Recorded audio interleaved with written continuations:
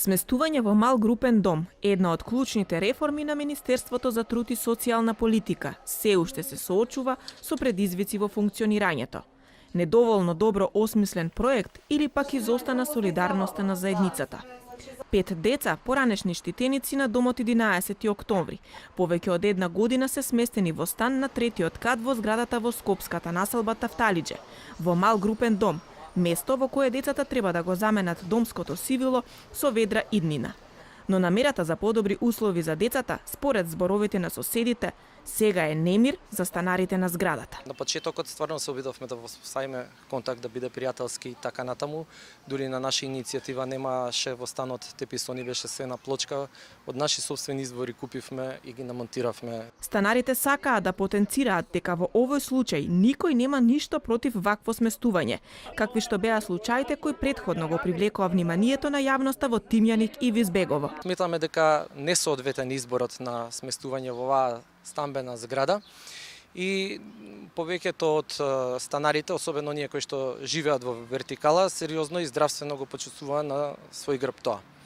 Во ниеден момент не сакаме да обвиниме некој од децата кои што се сместени, меѓутоа сакаме да потенцираме дека станува проблем дека станува збор за проблем кој што е од друга природа. Значи системот ги ставил во место кое што не е соодветно за нив. Од Министерството за труд и социјална политика вела дека објектот каде се сместени децата е согласно сите стандарди и во рамки на проектот за мали групни домови.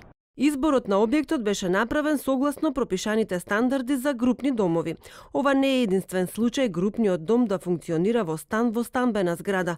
Напротив, само во Скопје има 4 групни домови сместени во стамбени згради. Впрочем, групните домови треба да го одразуваат начинот на кој што живее мнозинството граѓани.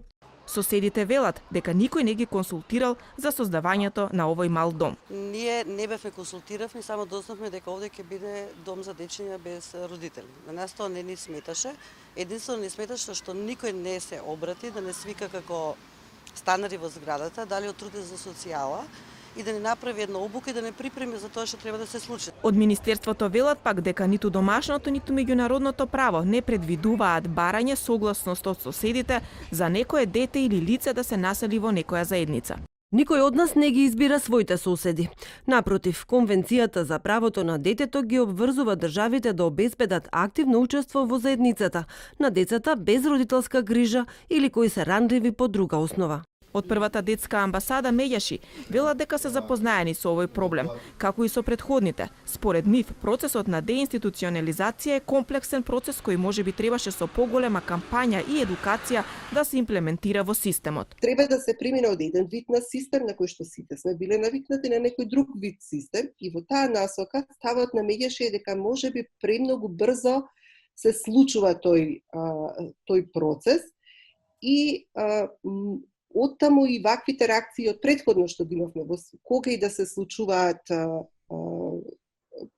отварањата на мали групни домови, во која и да е област, населба и така натаму, независно дали е куќа, мислам дека куќа или стан. Од друга страна, соседите се упорни во барањето на решението за нивниот проблем и вела дека доколку во најкраток временски период не се превземат соодветни чекори за решавање на нивниот проблем, ќе бараат правда и на суд.